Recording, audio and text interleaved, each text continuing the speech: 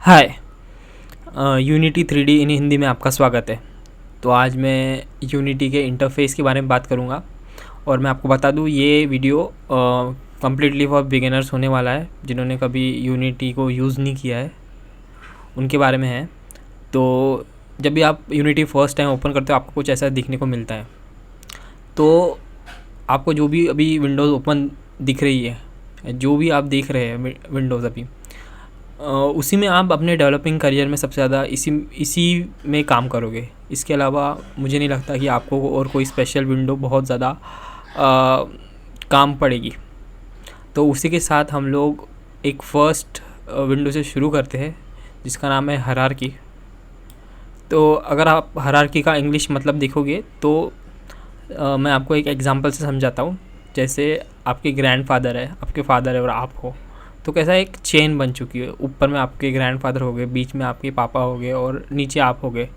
तो वो कैसा है, एक के नीचे एक है, वैसे ही आपकी पूरी फैमिली ट्री बनेगी। तो उसी को हायरार्की कहते हैं, जिसमें कोई एक टॉप पे रहता है, कोई बॉटम में रहता है और बीच में खूब सारे नोट्स रहते हैं।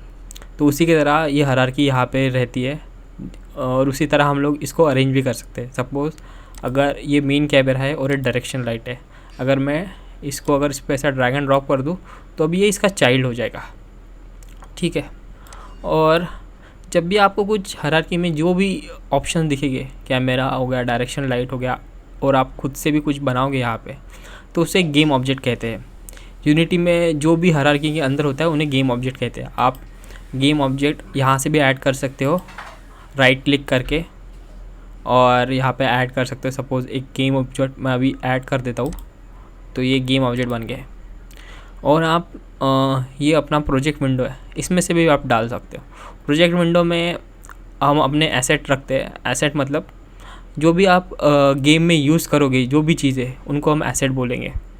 तो उसमें कई तरीके की चीज़ें आती है, इमेज से लेकर, साउंड से लेकर, 3D मॉडल से लेकर, और आपकी स्क्रिप्ट भी इनमें रहती है। तो हायरार्की यहीं पे ख़त्म करते हैं और अब बढ़ते हैं प्रोजेक्ट विंडो की तरफ। प्रोजेक्ट विंडो में एक एसेट फोल्डर रहता है और यही एसेट फोल्डर आपके डायरेक्टरी में भी इसका नाम एसेट ही होता है। आपको खोल के दिखाता हूँ मैं।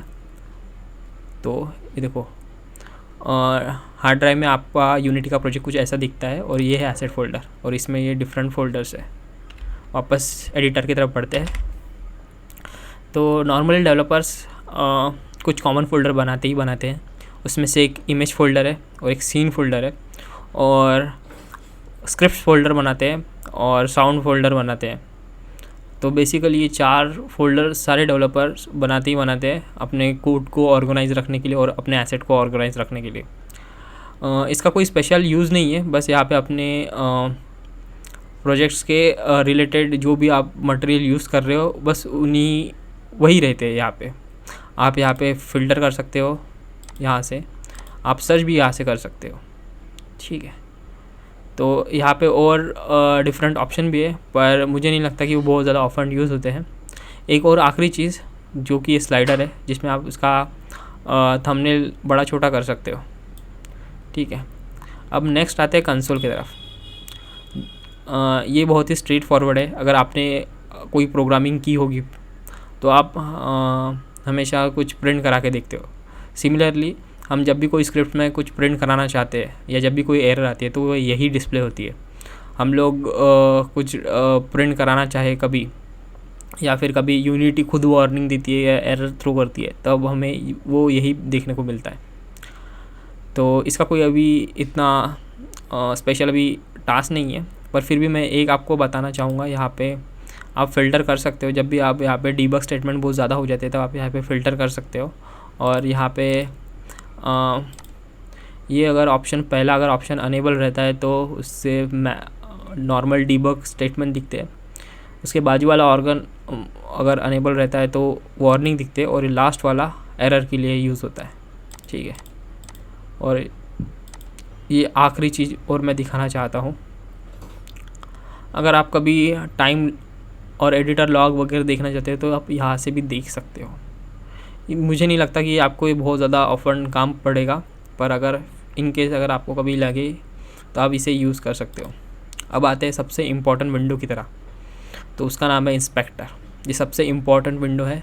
और गेम में जब भी आप कोई चेंज करते हो तो आप इसी थ्रू करते हो, इसी इंस्पेक्टर के थ्रू करते हो, स्क्रिप्ट से बोल लो या मैन्युअली बोल लो। तो इंस्पेक्टर कुछ इस तरह से दिखता है। जब भी आप कोई गेम ऑब्जेक्ट सिलेक्ट करते हो तो वो उसकी प्रॉपर्टी दिखाता है। तो अभी कैमरा सिलेक्ट है तो ये नॉर्मल वैसे तो गेम ऑब्जेक्ट है, पर इसके ऊपर एक प्रॉपर्टी लगी है कैमरा की, इसलिए ये कैमरा बन गया है। और इसमें ऑडियो लिसनर भी है। आप कस्टमाइज प्रॉपर्टी भी ऐड कर सकते हो यहाँ से, जो यूनिटी ने प्रोवाइड की है। और आप अपनी स्क्रिप्ट भी लगा सकते हो। सपोज़ ये एक स्क्रिप्ट है, मैं ऑलरेडी बना चुका हूँ और इसमें हेलो वर्ल्ड प्रिंट करके रखा है। तो अगर मैं सपोज़ ये एम्प्टी गेम ऑब्जेक्ट पर ये अगर स्क्रिप्ट अटैच करता हूँ, सिर्फ ड्रैग एंड ड्रॉप करना होता है आपको, और अगर मैं प्ले करता हूँ तो हेलो वर्ल्ड यहाँ कंसोल विंडो में प्रिंट होना चाहिए। तो ये प्रिंट हो चुका है, ठीक है। एक और आखिरी थिंग इंस्पेक्टर के बारे में बताना चाहूँगा। हर गेम ऑब्जेक्ट में कई सारी प्रॉपर्टीज़ हो सकती है, पर एक प्रॉपर्टी सारे गेम ऑब्जेक्ट में कॉमन होती है, वो है ये ट्रांसफॉर्म। ट्रांसफॉर्म का अर्थ है कि इसमें 3 प्रॉपर्टीज़ होती है, पोजीशन, रोटेशन और स्केल। तो अगर आपने ज्योमेट्री पढ़ी होगी 10th क्लास में, कोऑर्डिनेट ज्योमेट्री, तो वो वही है।